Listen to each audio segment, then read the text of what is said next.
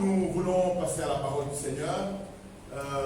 Il y a des choses que nous allons faire aujourd'hui, donc je vais faire un effort pour ne pas être long dans mon message et pour que nous puissions finir à temps. Je nous invite donc à nous lever, s'il vous plaît, pour ouvrir la parole.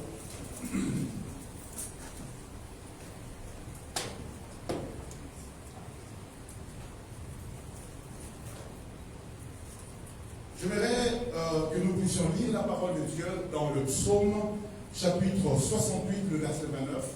Psaume que nous sommes en train de lire déjà depuis un moment. Psaume 68, le verset 29.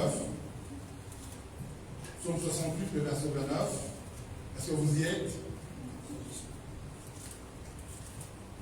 La Bible dit, ton Dieu ordonne que tu sois puissant. Affermis, ô Dieu, ce que tu as fait pour nous. J'aimerais que tu parles après moi, s'il te plaît, à haute voix. Dis après moi, ton Dieu ordonne que tu sois puissant. J'aimerais que tu dises ça bien, puissant. Dis à ton voisin, regarde les yeux dans les yeux. Dis-lui, ton Dieu ordonne que tu sois puissant. Alléluia. Est-ce que tu peux acclamer pour la parole de Dieu? Merci de prendre place et que l'Éternel nous bénisse abondamment. Je bénis le Seigneur. Je suis vraiment content ce matin de revoir mes enfants, Mégane et le faux de jumeaux. Alléluia. Que le Seigneur vous bénisse. Je suis très désolé de vous voir. Que Dieu vous bénisse. Amen. Depuis quelque temps, nous sommes en train de parler autour du thème « Ton Dieu ordonne que tu sois puissant ». Bien-aimés dans le Seigneur, nous l'avons dit et j'aurai du mal à le répéter, sinon je vais perdre beaucoup de temps. La puissance, nous l'avons dit, Dieu ne nous le demande pas comme une option. Dieu nous oblige à être puissants. Et nous avons dit qu'est-ce qui est arrivé quand nous devenons puissants. Nous avons dit que celui qui devient puissant, Dieu le met dans la lumière. Celui qui devient puissant, Dieu fait que sa vie soit brillante. Il faut que ta vie, on en parle.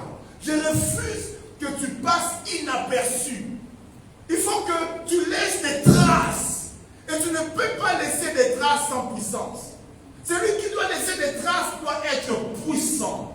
Je désire avoir des femmes puissantes, des hommes puissants. C'est ce que la volonté de Dieu. Alléluia. Amen. Et nous avons parlé le dimanche passé du pourquoi est-ce que Dieu voulait que nous soyons puissants. Quelle est la raison pour laquelle Dieu veut que nous soyons puissants? Et nous avons dit principalement, c'est parce que nous vivons, nous évoluons dans un monde où il y a l'adversité et il y a l'inimitié. Ne sois pas naïf. Si Dieu te demande d'être puissant, c'est parce que Dieu sait qu'autour de toi, il y a des adversaires, autour de toi, il y a des ennemis. Alléluia. Amen. Alléluia. Amen. Le psaume 23, verset 5, David dit, tu dresses une table devant moi, en face de mes adversaires. Même quand Dieu te bénit, et surtout quand Dieu te bénit, ne sois pas naïf. Tu feras face à des ennemis, à des adversaires. Voilà pourquoi Dieu te demande que tu sois, que tu sois puissant. Dans ton mariage, il faut que tu sois puissant. Parce que quand tu es dans le mariage, quand Dieu te bénit dans le mariage, j'aimerais te rappeler qu'il y a des nomologistes qui sont là. Tout le monde n'est pas d'accord que tu aies ce mariage-là, que tu aies ce travail-là. Alléluia. Alors il faut que tu saches que plus Dieu t'élève, plus tu as besoin d'être puissant. Puissant. La puissance n'est pas une option. Et même, vous verrez que ceux qui accèdent à des grandes fonctions, dès qu'ils sont là, vous voyez, chacun commence à chercher à garantir son pouvoir. Malheureusement, plusieurs vont garantir à la mauvaise adresse. Parce que la bonne adresse pour garantir son pouvoir, c'est auprès de Jésus. Amen. La vraie puissance, c'est auprès de notre Dieu. Et ce matin, justement, j'aimerais parler de quelques facteurs qui nous rendent puissants, de quelques facteurs qui nous permettent d'être puissants. En premier lieu, j'aimerais ajouter au texte que nous avons déjà lu pendant un moment, Actes chapitre 1, le verset 8. Actes chapitre 1, le verset 8, je vous dispense de vous lever. La Bible dit, mais vous recevrez une puissance. Le Saint-Esprit survenant sur vous, vous serez mes témoins à Jérusalem, dans toute la Judée, dans la Samarie et jusqu'aux extrémités de la terre. Quelques facteurs qui nous permettent d'être puissants. Pour pouvoir bien comprendre les facteurs qui nous permettent d'être puissants, j'aimerais déjà commencer par dire le but pour lequel Dieu nous donne la puissance. Parce que si nous comprenons le but pour lequel Dieu nous donne la puissance, alors nous comprendrons très facilement les facteurs qui nous rendent puissants. Dans Actes chapitre 1, verset 8 que nous avons lu tout à l'heure, la Bible dit, mais vous recevrez une puissance, le Saint-Esprit, Holy Ghost, survenant sur vous, et vous serez mes témoins. En fait, nous comprenons dans ce texte que le but pour lequel la puissance nous est donnée, c'est pour que nous puissions être le témoin de Dieu. Pour que nous puissions témoigner pour Dieu. Dieu ne te rend pas puissant pour toi-même. Dieu te rend puissant pour lui. Dieu te demande d'être puissant pour lui. Alléluia. Dernièrement, il y a le frère Christian qui nous a parlé du fait que Dieu nous demande d'être aussi puissant financièrement. Et je voudrais rappeler à quelqu'un, si Dieu te rendant puissant financièrement, ce n'est pas juste pour qu'on commence à te chanter par le musicien. Si Dieu veut que tu sois puissant financièrement, c'est parce que à partir de tes finances, Dieu veut que son nom soit glorifié. Donne-moi un bon amen. Pousse un bon amen. Si Dieu veut te rendre puissant, c'est parce que Dieu veut que quand les gens te voient et qu'ils disent, oh, il y a un Dieu. Il y a un Dieu. J'ai pris Dieu ce matin, je lève ma main droite et je déclare sur toi que Dieu te rende puissant dans ton domaine. Vous savez, on ne doit pas laisser certains domaines aux païens. Tu dois occuper tous les domaines. Nous devons occuper tous les domaines. Alléluia. Mais seulement dans les domaines où nous sommes, nous devons rendre gloire à Dieu. Que Dieu t'élève encore plus. C'est dit que Dieu t'élève encore plus. Amen. Dans ton travail, dans ton art, dans tout ce que tu fais, que Dieu puisse t'élever et te rendre puissant. Mais comprends que quand Dieu te rend puissant, c'est pour que les gens autour de toi puissent le reconnaître lui. Alléluia. J'ai aimé, et je vous l'ai dit, le témoignage des Rubens. Il dit, moi je donnais ma vie à Jésus, j'ai accepté aujourd'hui de me consacrer à Dieu vraiment, parce que j'ai vu ma soeur changer. En fait, le changement de Claudine, ce n'était pas seulement pour Claudine, mais c'était pour qu'elle puisse, elle, influencer aussi les gens autour d'elle. J'aimerais te dire, Dieu te donnera des millions. Tu as raté l'occasion de dire Amen. Je dis, Dieu te donnera des millions. Dieu t'amènera aux États-Unis. Dieu t'amènera au Canada. Dieu t'amènera. Bon, j'ai trop cité Canada et États-Unis. J'échange. J'espère que quelqu'un dira Amen. Dieu t'amènera à Palanque. Ça ne m'aime pas trop, hein? Alléluia. Dieu t'amènera au fin fond de la terre. Ce n'est pas pour toi, mais c'est pour lui. C'est pour que par ton ministère, par ta vie, que les gens puissent les reconnaître. Je ne sais pas à qui je parle ce matin, mais je sens dans mon cœur que quelqu'un aura un grand témoignage qui va bouleverser sa famille. Que Dieu te donne un témoignage. Toi, à qui on disait tu ne réussiras pas. Toi, à qui on disait tu ne te marieras pas. Toi, à qui on disait tu ne réussiras pas. Tu ne franchiras pas telle ou telle porte. Je vais te dire, Dieu te les fera franchir. Pour que les gens reconnaissent qu'il est Dieu et que tu lui appartiens. Tout ce que Dieu nous donne, c'est pour sa gloire. C'est pour que nous puissions témoigner de lui. Que quelqu'un dise à son frère, je témoignerai de mon Dieu. Aussi, je vais dire à ton voisin, je témoignerai de mon Dieu. Tu dois témoigner de Dieu. Pour tout ce que Dieu te donne, tu dois témoigner de sa grandeur. Alors, quels sont ces facteurs qui nous permettent à être puissants? Le premier facteur qui nous permet à être puissants, dans le texte que nous avons lu depuis un moment, la Bible dit ton Dieu, ton Dieu. On ne parle pas de notre Dieu, on parle de ton Dieu. Si tu peux dire après moi, mon Dieu. Mon Dieu. Mon Dieu. Tu peux dire ça en anglais, my God. Zambe nangai. Mio Dio. Mon Dieu ordonne que je sois poussé. Autrement dit, la première condition pour recevoir la puissance, c'est être en relation avec Dieu. C'est avoir une relation personnelle avec Dieu. Parce que, on ne parle pas de notre Dieu, on parle de ton Dieu. Il est supposé que tu as une relation intime, que Dieu te connaît. Dieu t'appelle par ton nom. Alléluia. Dieu doit t'appeler par ton nom. Je ne veux pas être dans l'anonymat. Je ne veux pas que quand Dieu m'appelle, il dise non, je veux que Dieu me connaisse par mon nom. Que Dieu m'appelle par mon nom. Que j'ai une relation particulière avec lui. C'est là où la puissance commence. Mais si tu n'as pas de relation personnelle avec Dieu, tu n'as pas droit à sa puissance. Tout commence par là. Tout commence par là.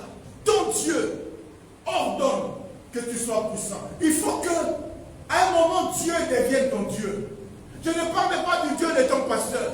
Je parle de ton Dieu. Je ne parle pas du Dieu de ton père. Je parle de ton Dieu. Il faut que Dieu devienne mon Dieu. D'ailleurs, nous devons quitter ce stade de relation avec Dieu où Dieu est le Dieu de notre église. Tu pries où? J'ai pris chez les palmiers. Je suis content que tu fasses partie de la grande famille des palmiers. Mais ce n'est pas pour autant que Dieu est ton Dieu. Ce n'est pas parce que chaque dimanche, tu viens t'asseoir sur ces chaises que Dieu est ton Dieu. Yaya, tu ne dois pas seulement avoir une relation avec l'église, mais surtout tu dois avoir une relation avec le Dieu de cette église. Je dis, il faut que tu aies une relation avec le Dieu de cette église. Amen. Même si nous sommes nombreux, j'aimerais que tu saches que dans cette masse, dans cette foule, Dieu me connaît moi, personnellement. Amen. Il m'appelle par mon nom. Je peux dire Dieu est mon Dieu. Ce n'est pas mauvais de dire le Dieu de Fambou, le Dieu de mon père. Ce n'est pas mauvais. Mais il faut à un moment que tu changes de level. Que le Dieu ne soit pas seulement le Dieu de ton pasteur, mais que tu sois certain que Dieu est ton Dieu. Amen. Alléluia. Amen. Le miracle commence. La puissance se déclenche quand tu es certain que Dieu est ton Dieu. Vous savez, Jésus manifestait la puissance parce qu'il était certain de sa relation avec Dieu. Même quand il arrive devant la tombe de Lazare, il n'a pas peur. Il est zen, il est tranquille. Il dit, Seigneur, je te rends grâce, Père, parce que tu m'exauces toujours. Quelle assurance! Cette assurance-là, cette puissance-là, venait d'où? Du fait qu'il était sûr, frère Blaise, qu'il était en relation avec Dieu. Si je te pose la question, es-tu certain que tu es en relation avec Dieu? Es-tu sûr que Dieu te connaît? Vous savez, certains, même quand ils prient, ils ne croient même pas que Dieu écoute leurs prières. Alléluia. Parce qu'ils ne sont pas vraiment certains que Dieu les connaît. D'ailleurs, il faut que tu deviennes avoir, que tu aies l'assurance que ma prière, Dieu l'écoute. Non pas seulement parce que je suis parfait, mais parce que j'ai une relation avec Dieu. Vous savez, avoir une relation avec Dieu te permet aussi de pouvoir tout lui demander. Jésus pouvait dire même avant d'appeler Lazare, sort, Seigneur, je sais que tu m'exauces toujours. Quelle certitude!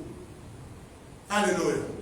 Vous savez, la qualité de la relation que tu as avec quelqu'un déterminera aussi la qualité des choses que tu pourras lui demander. Tel que vous êtes là, la plupart d'entre vous, vous aurez difficile à me demander certaines choses. Alléluia. Parce que notre relation est définie dans un certain cadre. Mais ma femme peut me demander des choses que vous ne pourrez jamais me demander. Alléluia. Elle est capable, même quand je suis très fatigué, de me dire, bon, s'il te plaît, tu peux m'accompagner quelque part. Vous, peut-être que vous n'oserez pas, mais elle osera. Pourquoi? Parce qu'on a un autre type de relation. Et si tu doutes parfois de certaines choses que tu dois demander à Dieu, c'est tout simplement parce que tu n'es pas sûr de votre relation. Quand tu es sûr que God is my Father, Dieu est mon Père, je sais que je peux tout lui demander. Vous savez, il y a mon fils Manoa, un jour, il s'est réveillé et je vous avoue que je n'avais pas beaucoup d'argent ce matin-là. Il s'élève le matin, Maman Olga, il dit, je vais croissant. On lui donne le pain, on lui donne tout, il refuse. Manoa dit, je veux croissant. Et j'ai trouvé l'argent. Alléluia. J'ai envoyé ses frères aller lui chercher des croissants à la boulangerie, pas à l'idée, à la boulangerie. Alléluia. L'enfant a eu ce qu'il voulait. Parce que ce matin-là, il voulait déjeuner avec du croissant. Naître en France aussi, c'est bien. Hein? Déjeuner avec du croissant. Certains ont grandi déjeuner fou, voir moto. Alléluia. Mais lui, il grandit avec du croissant. Et puis du croissant avec jambon. Alléluia. Oh, béni Dieu, tu es en France. Oh. Béni Dieu, tu es en France. Alléluia. La relation que tu as avec quelqu'un déterminera aussi ce que tu peux lui demander. Alléluia. Yaya, tu ne peux pas être puissant si tu n'es pas en relation avec le Seigneur. Et comment est-ce qu'on est en relation avec Dieu? Ça passe d'abord par l'acceptation de Jésus-Christ dans sa vie comme Sauveur et comme Seigneur. J'apprécie, parfois, il y a des dimanches où il n'y a pas de place ici, on est plein, gloire à Dieu. Mais j'aimerais te dire, aussi longtemps que tu n'as pas de relation personnelle avec Jésus, venir ici à l'église, c'est un passe-temps. Il se peut que tu viens juste parce que tu as acheté une très belle veste, une très belle robe. Tu veux nous la montrer. Ok, on va voir, on va apprécier. Mais ce n'est pas pour autant que tu seras sauvé. Alléluia. Mais j'aimerais te rappeler que le temps est court. Bientôt le Seigneur viendra. Et tu as besoin d'avoir une relation personnelle avec le Seigneur. Et c'est quand tu as cette relation avec Jésus que la puissance de Dieu sera aussi ton partage. Beaucoup d'entre nous, nous voulons la puissance, mais sans la relation. Ça ne se passe pas comme ça. C'est d'abord la relation, après la puissance. Dis à ton voisin, la relation d'abord. Mais dis la relation d'abord. Tu dois avoir une vraie relation avec le Seigneur. Tu dois être convaincu que Dieu me connaît. Ça fait tel que je suis là. Je sais que Dieu me connaît. J'ai confiance aux prières que je fais à Dieu. Je sais que quand je prie, Dieu m'écoute. Et surtout, Dieu me parle. Alléluia. Il faut que tu aies une relation où tu sais même quand est-ce que Dieu te parle. Vous savez, la Bible de Dieu nous parle tantôt d'une manière, tantôt d'une autre. Chacun de nous, au fur et à mesure que tu grandis dans ta relation avec Dieu, tu sais savoir comment est-ce que Dieu te parle. Tu dois découvrir la manière dont Dieu te parle. C'est là le secret de la puissance. Et deuxième palier, ou deuxième facteur qui te permet d'être puissant à part la relation, tu as bien évidemment, le premier pas c'est d'entrer en relation avec le Seigneur, avoir donné sa vie à Jésus, l'accepter vraiment. Alléluia. Mais deuxième pas qui nous rend puissants, c'est la consécration. Dis après moi la consécration. Dis ça bien la consécration. Tu as dit consécration? Tu as dit consécration? Tu as dit consécration? Alors dis aussi sanctification. Sanctification. Lisons quelques textes. J'aimerais que nous puissions lire Exode. Exode, c'est le deuxième livre de la Bible. Exode. Exode, j'avais dit Exode chapitre 28. Exode 28. Le verset 3 et le verset 41. Nous lirons le verset 3 et le verset 41. Exode 28, 3 et 41. La Bible déclare, tu parleras à tous ceux qui sont habiles, à qui j'ai donné un esprit plein d'intelligence. Ils feront les vêtements d'Aaron afin qu'ils soient consacrés et qu'ils exercent mon sacerdoce. Le verset 41, tu en revêtiras Aaron, ton frère, et ses fils avec lui. Tu le oindras, tu le consacreras, tu le sanctifieras, et ils seront à mon service dans le sacerdoce. Parole du Seigneur. Bien-aimé dans le Seigneur, tu ne peux pas prétendre à la puissance de Dieu si tu n'as pas une vie de consécration et une vie de sanctification. Dans le texte d'Exode, Dieu parlant à Moïse, il dit, il faut que tu puisses faire des vêtements particuliers, des vêtements distinctifs pour Aaron, parce qu'il doit être consacré pour me servir. Et plus tard, dans le verset 41, il dit, tu en revêtiras donc ces vêtements-là, Aaron, ton frère, et ses fils avec lui. Écoutez bien, tu le oindras, tu le consacreras, et tu le sanctifieras. Et alors, ils seront à mon service dans le sacerdoce. J'aimerais dire à quelqu'un, tu ne peux pas servir Dieu véritablement dans la puissance, avoir de l'impact, si tu n'es pas consacré à Dieu. Si tu ne vis pas une vie de consécration, une vie de sanctification. Quelqu'un me posera la question, prédicateur, mais c'est quoi une vie de consécration? C'est quoi se consacrer? Quand on parle de consécration, quand on parle de sanctification, pour être vraiment basique, cela veut tout simplement dire être mis à côté, être mis à part. En fait, celui qui veut être puissant ne doit pas vivre comme tout le monde vit. Celui qui veut prétendre à la puissance doit accepter de payer le prix de la différence. Celui qui veut vivre dans la puissance doit accepter une vie mise à part, une vie de consécration, une vie où tu n'es pas tenu à faire tout ce que les autres font. Une vie de consécration, c'est une vie qui n'est pas toujours facile, mais c'est le chemin qui t'amène vers la puissance. Bien aimé, la puissance, il y a un prix à payer. J'ai dit la puissance, il y a un prix à payer. Et le prix à payer, c'est une vie de consécration. Je veux être puissant, mais je ne peux pas continuer à faire les choses comme tous les autres font. Si je fais comme tout le monde fait, j'aurai les résultats de tout le monde. Mais si je peux faire les choses différemment, alors j'aurai des résultats différents. La vie de consécration, c'est cette vie qui t'amène, alors que tu es jeune, alors que tu peux faire comme tous les jeunes font, aller en boîte de nuit, aller t'amuser, aller sautiller, aller danser, aller dominer. Tu dis non, à cause de mon Dieu, je ne le fais pas, je me mets à part. Je me consacre à Dieu.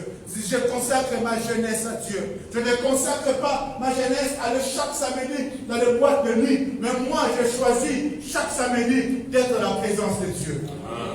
Yaya, être puissant n'est jamais un fait du hasard. Être puissant, tu dois le chercher. Come on! Être puissant, tu dois le chercher. Tu veux être puissant, tu dois apprendre à te consacrer. Tu dois apprendre à mettre du temps de côté pour Dieu. Tu veux que Dieu commence à te parler? Qui veut que Dieu lui parle? Qui veut que Dieu lui parle? Qui veut entendre Dieu par ses oreilles? Alors je voudrais te dire, tu dois aussi consacrer tes oreilles à Dieu. Amen. Tu ne peux pas dire, oh Seigneur, je vais t'écouter par mes oreilles et en même temps, ces oreilles-là, tu les donnes à Fali ou pas. Parce que tu as quelque chose contre les musiciens? Non. Mais une vie de consécration t'amènera à dire dans mes oreilles, seul ce qui concerne Dieu entrera. Toute musique qui n'honore pas Dieu dans mes oreilles, ça n'entrera pas. J'aime Beyoncé comme tous les jeunes, mais moi, à cause de Jésus, Beyoncé dans mes oreilles, non. Pasteur, quelque chose contre Beyoncé. Non. Mais parce que je veux me consacrer à Dieu, il y a certaines choses dans mes oreilles, je ne veux pas écouter. Alléluia. Un jour, je suis entré dans la voiture de mon frère Joe. Il me dit, pasteur, depuis que j'ai compris, je me suis dit, dans ma voiture, la musique païenne ne jouera jamais. Alléluia. Oh, que le Seigneur te donne encore plusieurs autres voitures. Des belles voitures. Parce que dans ces voitures-là, ça honorera Dieu. Tu fais la puissance dans ta maison. Il y a certaines choses, tu dis, dans ma maison, ça n'entrera pas. Dans ma maison, la musique païenne ne jouera pas. Je consacre ma maison à Dieu. Je me consacre à Dieu. En fait, ce n'est pas forcément parce que ce que je fais est mauvais. Alléluia. Il y a certaines choses que tu peux faire comme tous les autres. Mais à cause du fait que je veux me consacrer à Dieu, je me prive volontairement. En fait, la consécration, c'est se priver volontairement de certaines choses. Certains, tu ne peux pas parler de consécration quand on t'oblige à laisser ça. Alléluia. Mais quand tu as le pouvoir, c'est comme si quelqu'un n'a rien à manger. Il dit, je vais entrer en jeûne. Non, ça n'est pas gêné. C'est parce que tu n'as rien à manger, n'est-ce pas? Alléluia. Quand on parle de jeûne, ça veut dire le frigo est plein. Tu ouvres le frigo, tu vois le camembert qui t'appelle. Camembert, camembert.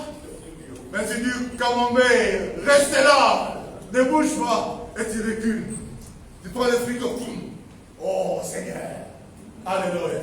Ce n'est pas parce que je n'en ai pas que je veux jeûner, non, j'en ai.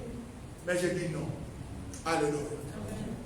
C'est lui qui se consacre à Dieu. Vous savez, certains, vous les voyez se consacrer à Dieu. Même leurs vêtements sont consacrés à Dieu.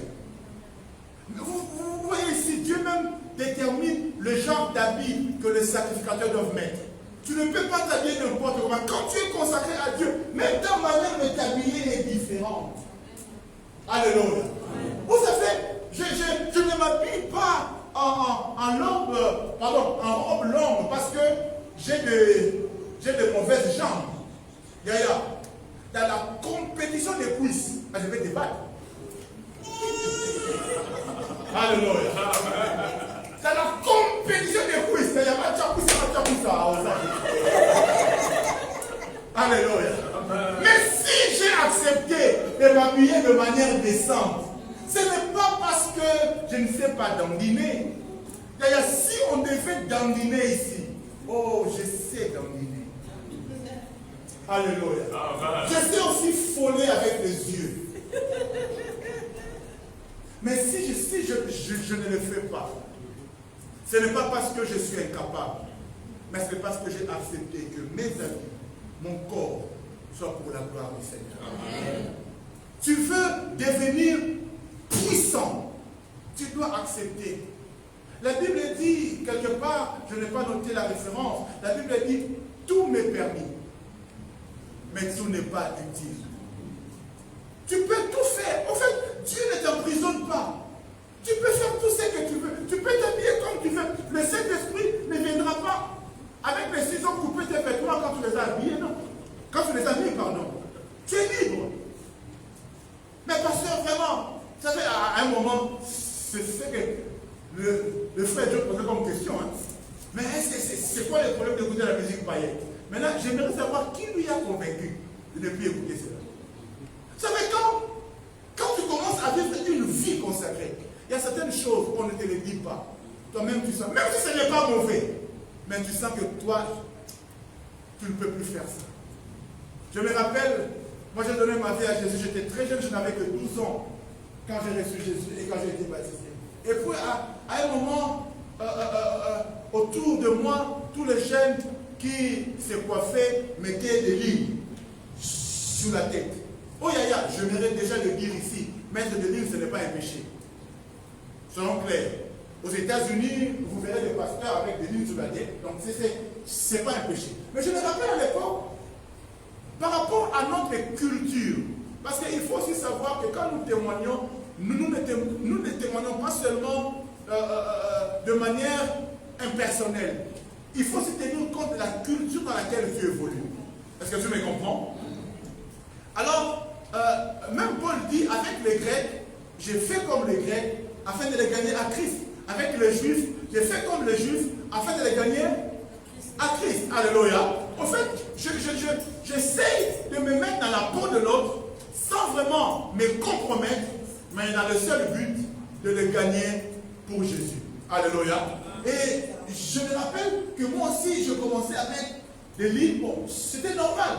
Mais un jour, j'ai senti dans mon cœur, je ne sais pas comment vous le dire, j'ai juste senti, mais toi qui prêches les autres, mais comment tu peux te coiffer avec des livres comme ça? Quelqu'un me dira, pasteur, montre-moi dans la Bible où on a écrit mettre les livres sur la tête de Moïse. Ce n'est pas écrit. Tu peux le faire. Mais parfois, à cause de ta consécration, à cause de là où Dieu t'amène, tu sais quoi? Plus Dieu t'amène haut, plus Dieu sera exigeant avec toi. Quand je préparais ce message, je priais et Dieu m'a posé une question 2 à 3 fois. Il m'a dit, Carole, tu veux la prière, la puissance. Est-ce que tu es prêt à payer le prix? Dieu m'a posé cette question-là 3 fois. Es-tu prêt à payer le prix?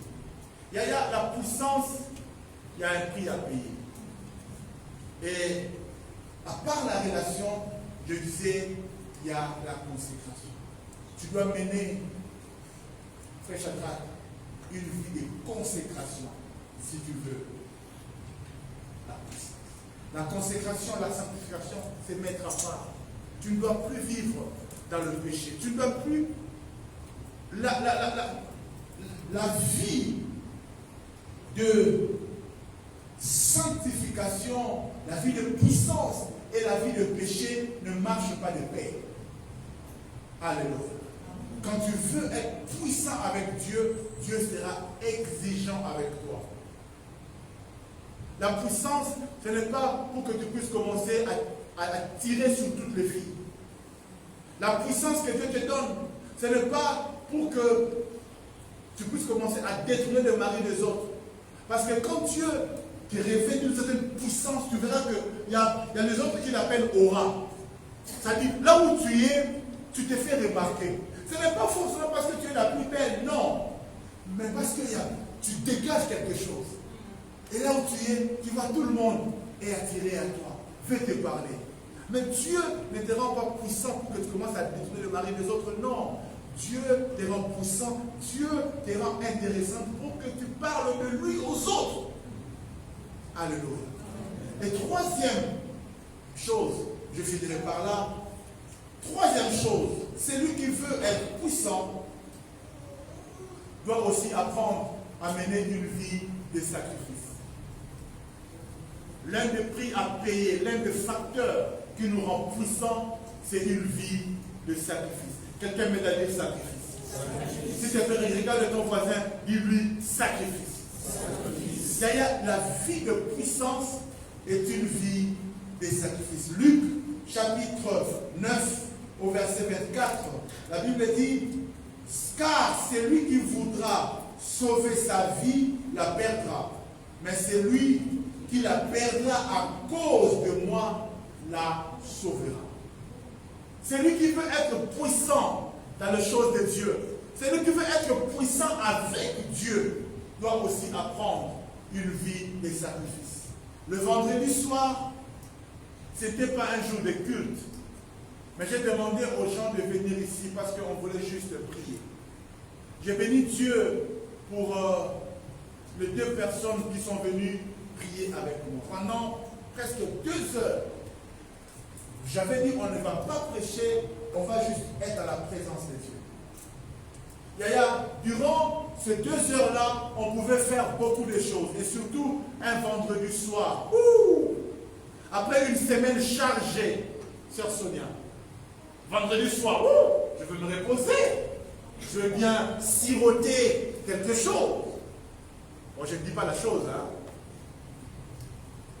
Mais venir à l'église pendant 2 heures, prier, c'est là le secret de la puissance. faire des sacrifices. Alors que tous les autres sont en train de regarder Netflix, chapitre, on dit comment, épisode après épisode. Toi tu dis, je refuse la télé. Je sacrifie mon temps pour Dieu. Écoutez, tu ne peux pas désirer la puissance si tu n'as pas dans ton idée l'idée de sacrifier, la pensée du sacrifice. La puissance passe par le sacrifice, par le jeûne. Oh pasteur, mais qu'y a-t-il donc à jeûner? Il y a certaines choses, tu ne le manifesteras pas si tu ne sais pas jeûner. Il y a certains degrés de puissance que tu ne peux pas avoir si tu ne gênes pas. Je me rappelle encore, la Bible déclare, il y a les apôtres de Jésus qui sont partis chasser un démon quelque part. Ils n'ont pas pu. Et quand ils sont revenus, ils ont dit à Jésus, mais pourquoi on n'a pas pu? Pourquoi on n'a pas été suffisamment puissant pour dominer ce démon? Écoutez Jésus leur dire, il y a certains genres de démons qui ne sortent que par la prière et par le jeûne. Il y a le sacrifice des rendra puissants. Tu as certains problèmes dans ton mariage, dans ton ménage, dans ton entreprise. Apprends à jeûner. Apprends à jeûner. C'est vrai qu'aujourd'hui, nous voulons exagérer avec la grâce. Mais la grâce ne nous exclut pas de pouvoir passer du temps dans le jeûne et dans la prière. Écoutez, le jeûne ne change pas Dieu, mais le jeûne te change toi. Amen. Ce n'est pas parce que tu as jeûné que tu vas infléchir le cœur de Dieu. Non, Dieu n'est pas impressionné par ton jeûne. Mais le jeûne te change toi. Le jeûne te rend puissant. Le jeûne mortifie la chair et rend ton esprit puissant. Tu dois apprendre à prier. Tu dois apprendre à te sacrifier dans le jeûne. Ça fait ceux qui se sacrifient. Et on parle même des sacrifices. En fait, je peux faire avec ça autre chose. Avec mon temps, je peux faire autre chose. Je peux cuisiner et manger. Mais je me dis, je laisse tout ça et je vais prier. Je laisse tout ça et je vais jeûner. Le secret de la puissance sur le sacrifice. Et même quand mon fils Christian a parlé de la puissance financière, il nous l'a seulement présenté, mais ce qu'il a oublié de nous dire, c'est que même pour être puissant financièrement, on doit apprendre à sacrifier d'abord nos finances à nous. Alléluia. Dieu ne te donnera pas ce qui est à lui, si tu n'es pas prêt à lui donner ce qui est à toi. Le sacrifice, même au niveau de nos finances, c'est ce qui nous rendra financièrement puissants. Vous savez, je vous l'ai déjà dit ici, dans cette église, j'ai vu comment est-ce que Dieu bénit certaines personnes. Et je peux vous dire, ce n'est pas le fruit du hasard. Ce n'est pas parce que Dieu, la Bible dit, Dieu ne prend pas égard aux personnes. Dieu ne regarde pas à l'apparence des gens, mais en tout lieu, ceux qui sont capables de respecter ses principes. Dieu ne fait pas exception de personne. Alléluia. Quand tu sais respecter les principes de Dieu, j'ai vu les gens dans cette église, comment est-ce que Dieu les bénit. Mais je vois aussi les sacrifices qu'ils font. Alléluia. Je bénis Dieu. J'ai des enfants ici, dans cette église. Si j'ai un problème, je les appelle. Je dis, nous avons tel problème. Écoutez, ce n'est pas parce qu'ils ont plus que toi. Ce n'est pas parce qu'ils ont beaucoup plus que toi, non. Mais seulement ils sont prêts pour leur Dieu à se sacrifier. Si je leur dis, on a besoin de telle chose, il dit, pasteur, ça coûte combien? Il dit, pasteur, je ne peux pas tout, mais je veux faire ça. Alléluia. Et je vois en retour ce que Dieu fait pour eux. Es-tu prêt à te sacrifier? Es-tu prêt à faire cela? Nous avons lancé dernièrement un problème ici. Nous avions besoin de caméras. Dieu merci, on en a trouvé quelques-unes. Mais j'ai béni Dieu pour les 2 ou 3 personnes qui ont dit, pasteur, moi je vais faire ça. Moi je vais faire ça. Moi je vais faire ça. Waouh! Et on a presque maintenant tout le matériel. Mais quand ils le font, ce n'est pas parce qu'ils sont plus bénis que les autres ou ils ont beaucoup de moyens que les autres. Non. Mais c'est parce qu'ils sont prêts à se sacrifier. Quand vous entrez dans la salle des enfants, vous constaterez que toutes les chaises ont changé. Il y a quelqu'un qui, pas quelque part, il voit, on est en train de vendre une vingtaine de chaises. Au lieu de penser à lui, il pense à l'église. Il appelle, dit, pasteur, j'ai vu, est-ce que je peux les acheter pour l'église? J'ai dit, waouh.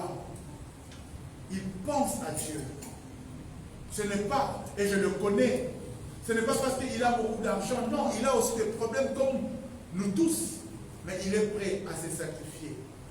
Cet argent-là, il pouvait le mettre à autre chose, mais il dit Dieu d'abord. Il y a certaines choses, tu ne les obtiens pas, tout simplement parce que tu pries. Certaines choses, il faut payer le prix pour cela. Qui a dit Amen? Amen. Le facteur qui nous amène à être puissants, le premier facteur, je l'ai dit, avoir une relation avec Dieu. Sans Dieu, pas de puissance. Que dis-je? Pas de véritable puissance. Alléluia. Parce que le diable aussi peut te donner un semblant de puissance. Mais la vraie puissance, nous l'avons avec le Seigneur. Amen. Et deuxième chose que j'ai dite, si tu veux être puissant, tu dois mener une vie de consécration. Tu ne dois pas seulement attendre qu'on te dise par A plus B que ça est mauvais, ça est mauvais. Quand tu sens dans ton cœur que la chose là n'est pas bonne, ne le fais pas. Alléluia. Ne le fais pas. Et troisième chose, je dis une vie de sacrifice. Yaya, tu dois apprendre. Prédicateur, modérateur, chante. Apprenez à faire des sacrifices. C'est temps de prière. Cherchez Dieu, cherchez Dieu. Je suis en train de chanter, mais je vais chanter différemment. Je veux que quand je chante, que les âmes soient sauvées. Je veux que quand je chante, que comme David, les démons sortent des personnes. Mais ça ne vient pas tout simplement parce que tu as une belle voix. Ce n'est pas ta belle voix qui va impressionner les démons. Ce n'est pas parce que tu sais faire le dièse. Le démon entend ça, ça ne lui change rien. Tu peux avoir la voix comme la voix de la sœur Raki. Alléluia.